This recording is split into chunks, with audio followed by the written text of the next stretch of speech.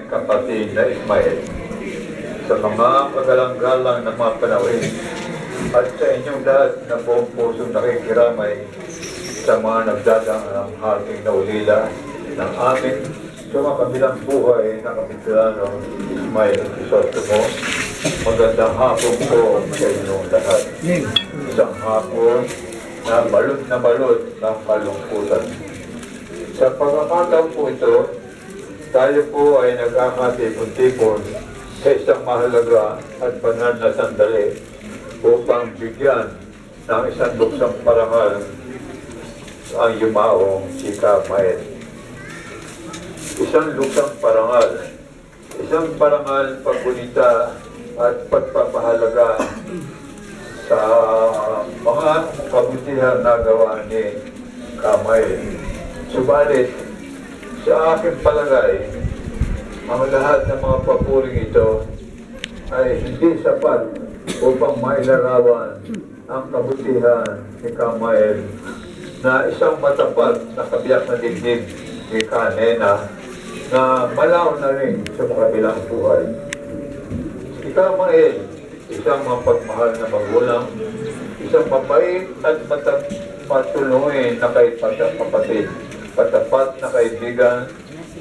Si Kamael po ay isang malaking kawalan sa aming samahan.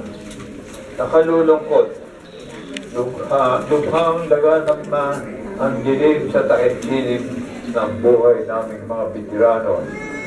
Dumating na ang sandali na bawiin na ng ating Panginoong Manlilikha ang buhay ng pahirambiya kay Ismael.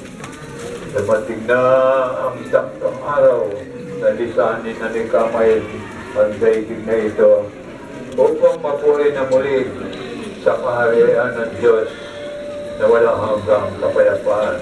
Kapiling na marahil ang kanyang pinakamamahal na kabiyak na dibdib na si Kanena at ang ibang minamahal na niya sa buhay na nauna na sa piling ng ating Panginoon.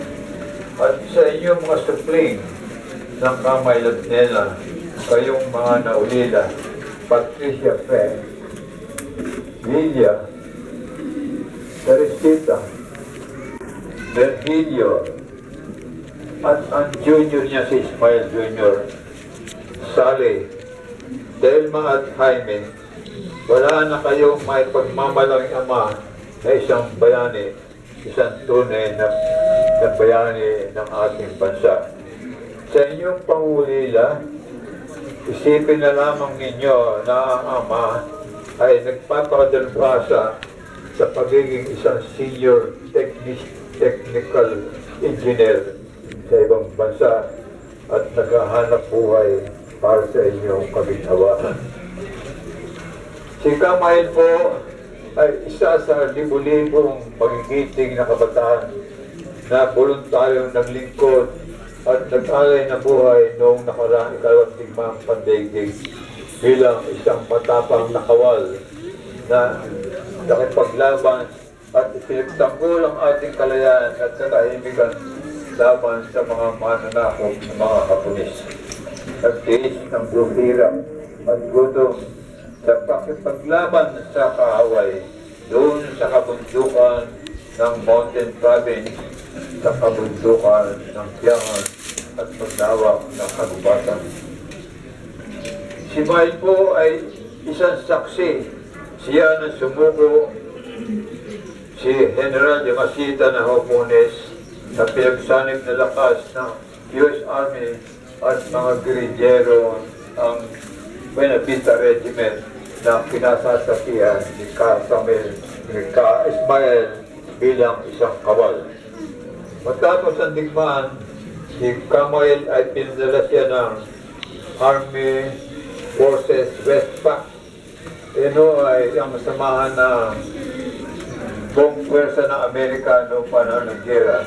Siya ay napiling isang pensionado o isang scholar para mag-aral sa Signal School sa Estados Unidos sa Fort Mount Fort, New Jersey. Nagpadalupasa si Kamael doon at siya ay naging isang Senior Electronic Technician sa ilalim ng Civil Aeronautics Administration. Alam niyo yung Civil Aeronautics Administration, yun ho, nakakaalam sa mga aeroplano o mga sasakyan pangimawin sa Amerika. At yun, nakasama rin sa troubleshooter.